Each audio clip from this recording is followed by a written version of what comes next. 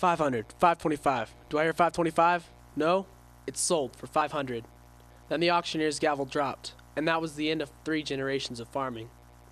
The court had ordered all farming operations to halt because the smell of the hog farm was deemed a nuisance to the people living in the new housing development down the road. The smells, dust, noise, and flies associated with agriculture did not upset residents living on neighboring properties a generation ago, because these neighbors were also involved in production agriculture. Our society's understanding and tolerance of agricultural production methods has greatly declined, because people are simply unfamiliar with agriculture. This lack of understanding often leads to nuisance lawsuits. If successful, nuisance actions can cause producers to pay damages, or to be forced by the courts to stop their agricultural activities. Recognizing these potential threats, lawmakers enacted right-to-farm statutes to protect producers from nuisance suits. If drafted correctly, these laws can provide protection to producers who have been involved in production agriculture for generations. In the 1950s, Americans began moving from cities to suburban and rural areas. By the end of the 1970s, rural counties were growing at a faster rate than urban counties for the first time in a century. While most Americans can trace their family trees back to rural America, today's average American is 3 generations removed from the farm. Americans move to rural areas seeking serenity, open space, and fresh air. However, they are often unaware of the inconveniences associated with common farming practices.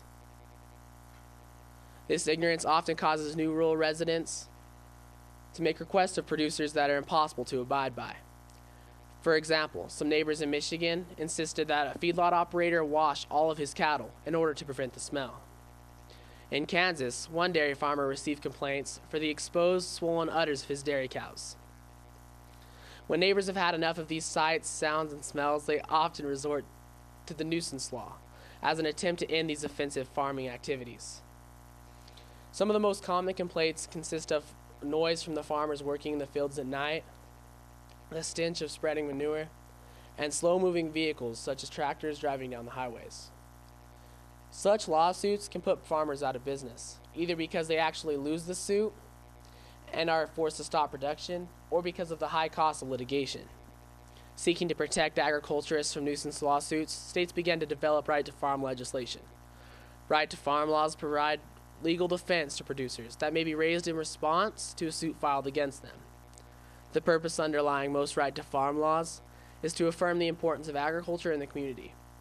In contrast to other preservation policies, right-to-farm statutes focus on the farmers who live on the land and not the land itself. Farming and ranching are highly capital-intensive professions. Right-to-farm laws provide producers with a peace of mind that if they properly manage their operations, they will not lose their businesses or lifestyles because of a nuisance lawsuit. Proponents of right-to-farm laws argue that by protecting producers from being hauled into court to defend a lawsuit, agriculturists are more likely to make new investments and improvements. In turn, their operations will be more technologically advanced and will likely receive fewer complaints from neighbors. However, these laws are not designed to completely shield producers from nuisance lawsuits. Every right-to-farm law contains limitations on protections afforded to agriculturists. For example, every state law denies protection of the law to farms or ranches operated in a negligent or unreasonable manner. Right-to-farm laws were not designed to eliminate all nuisance cases and did not grant operators with a license to engage in bad practices or to pollute. Although all 50 states enacted right-to-farm laws by 1992, among many of these laws operate in different manners. Among the most desirable provisions are those which include generally accepted agricultural practices and attorney fee recovery for successful defendants. Right-to-farm laws which include generally accepted agricultural practices state that a producer may not be sued for the dust, noise, odors, or any other undesirable event caused by their operation. The cost of attorney fees incurred when defending a lawsuit is exactly the type of expense that could easily put a producer out of business. Protecting producers from these costs is essential.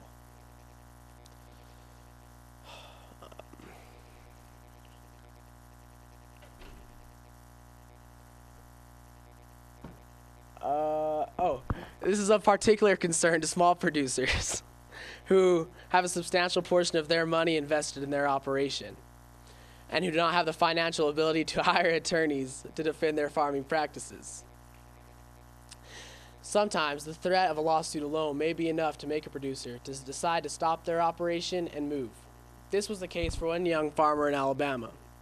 When a housing developer called the young 21-year-old farmer and threatened a lawsuit, which the farmer had no money to defend, he gave up his dream of farming altogether. Some statutes, including the New Mexico and Hawaii right to farm statutes, provide that if a producer is frivolously sued, the producer may recover attorney fees and costs from the plaintiff.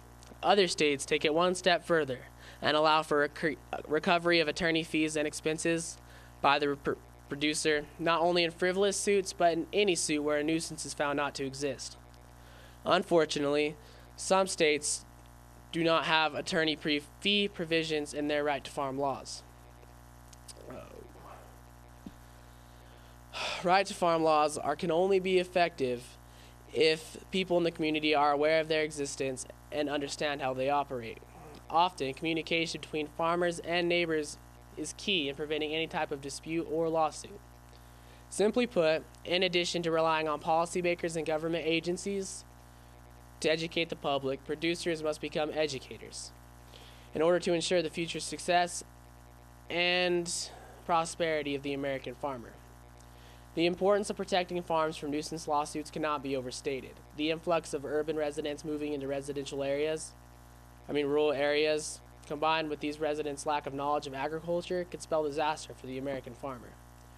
Right to farm laws are an effective way to provide protection to producers, especially small family producers, in the face of these challenges.